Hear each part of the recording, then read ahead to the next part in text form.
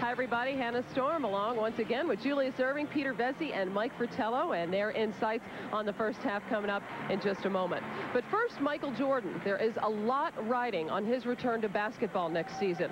The possibility of Michael not coming back has the city of Chicago fearful of a repeat of what happened to the city in 1994, an early Jordan retirement.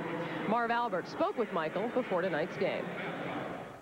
If you ride a roller coaster for 9 years, don't you want to ride something else? And that's where I feel right now. I've been on this roller coaster for 9 years.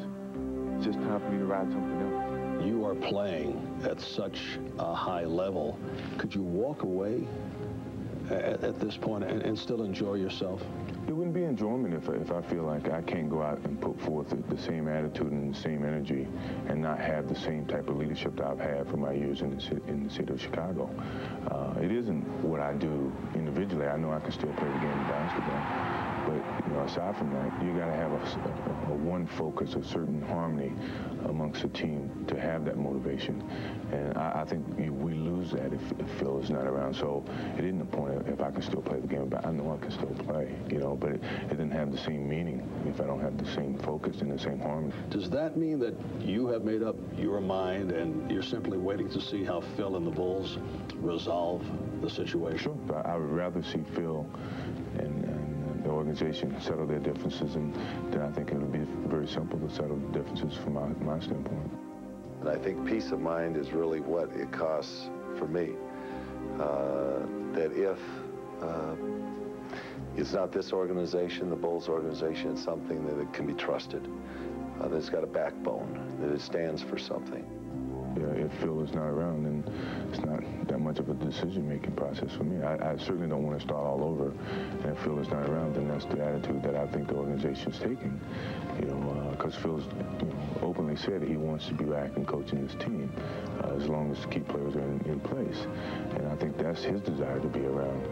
But if the organization wants to take a different approach, that's something that we can't control. But I can control if I want to go through that whole process again. There are going to be teams trying to grab me, realizing that I have 1 year on my contract. I don't focus on that, and I don't let it bother me. If it happens, it happens. What if you and Phil Jackson both want to return? The Bulls say, yes, of course, we want you both, but they decide to trade Scottie Pippen.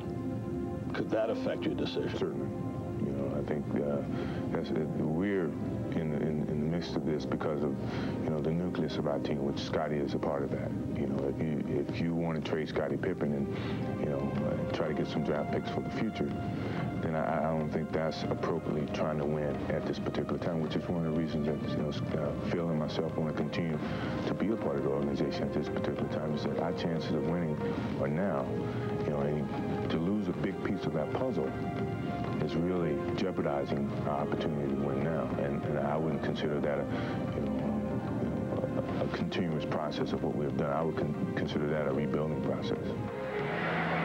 Marv brought up the point about Scottie Pippen, and we saw in a pregame interview with Pippen, Peter, that he feels he'll be in a Bulls uniform next season. So a little bit of a change in the Pippen scenario. How do you see things playing out next year? Jerry Reinsdorf's a very smart man. There is no way that he's going to break up this team. I mean, he's waiting until the end of the finals, I think, just to make Jackson sweat, because Jackson has gotten into some problems with Jerry Krause.